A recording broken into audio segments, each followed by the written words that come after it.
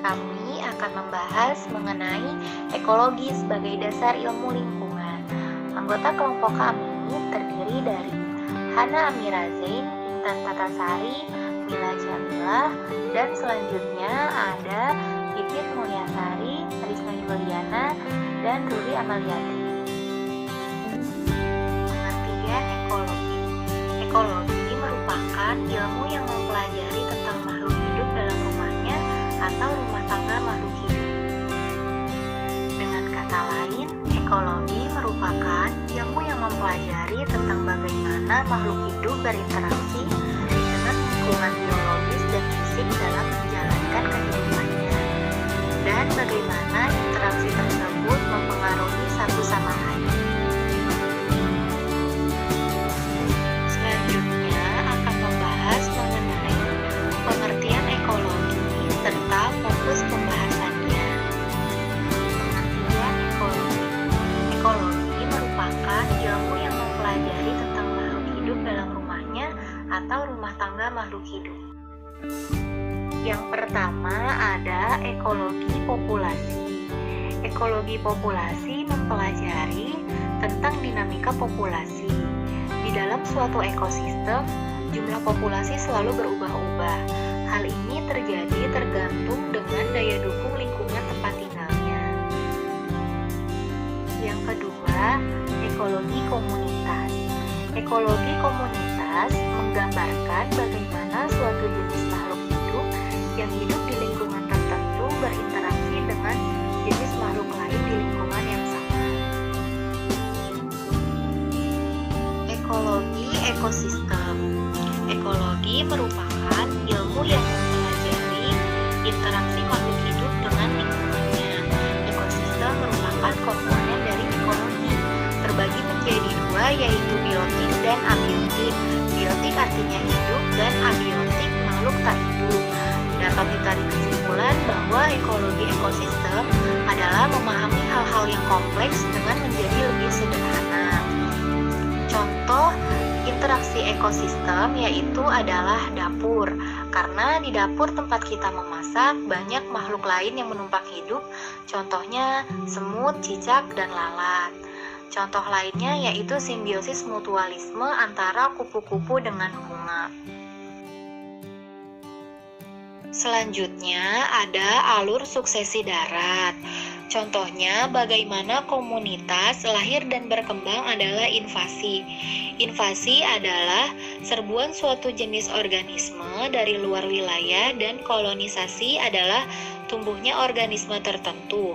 Titik yang terjadi pada wilayah gunung meletus. Ketika gunung meletus, semua makhluk di sekitar gunung musnah. Lalu terjadilah perubahan tekstur tanah dan kandungan unsur-unsur tanah. Setelah beberapa bulan berlalu, di permukaan tanah akan muncul invasi jamur lumut dan organisme lain yang biasa hidup di permukaan batu dan tanah gersang. Setelah tumbuhan perintis tadi tumbuh, maka terjadi perubahan komposisi faktor abiotik. Titik tumbuhan yang sudah mati akan terurai dan bercampur dengan batuan yang terkikis oleh cuaca. Mengalami perubahan komponen unsur pembentukannya sehingga menampung kebutuhan yang lebih besar, membutuhkan makanan yang lebih banyak, seperti tumbuhan berbiji perdu dan pepohonan. Suksesi merupakan ekosistem yang berkembang setelah terjadinya perusakan terhadap ekosistem alami. Ada dua macam ekosistem suksesi, yaitu ekosistem suksesi primer dan ekosistem suksesi sekunder. Ekosistem suksesi primer yaitu terjadi bila komunitas asal terganggu. Gangguan ini mengakibatkan hilangnya komunitas asal tersebut secara total, sehingga di tempat komunitas asal terbentuk habitat baru.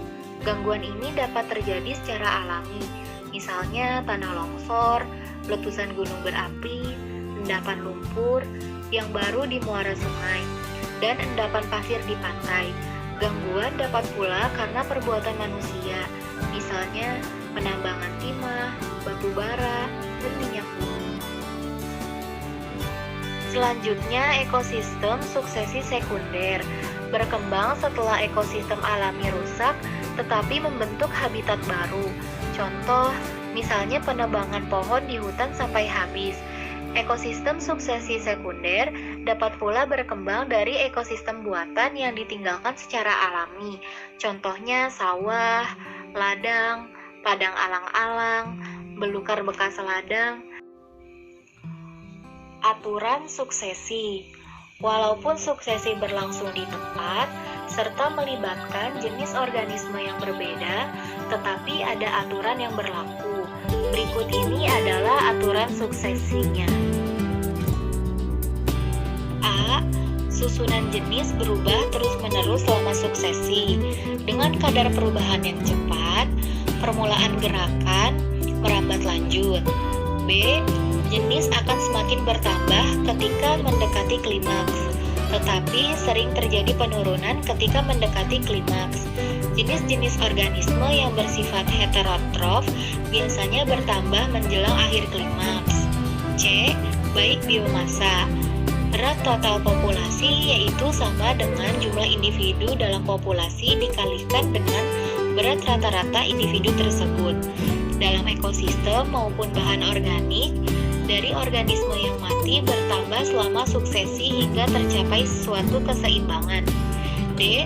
Jaringan pangan berkembang menjadi lebih kompleks dan berhubungan antara jenis menjadi lebih khusus. E. Meskipun semua bahan organik baru yang disusun oleh produsen tetap sama, kecuali pada permukaan jumlah persen yang digunakan pada bagian tingkat tropik meningkat. Jadi dapat disimpulkan bahwa suksesi cenderung mengarah pada terbentuknya sistem yang lebih seimbang, di mana energi yang terbuang sangat sedikit, bioma yang terbentuk lebih besar tanpa menambah persediaan energi.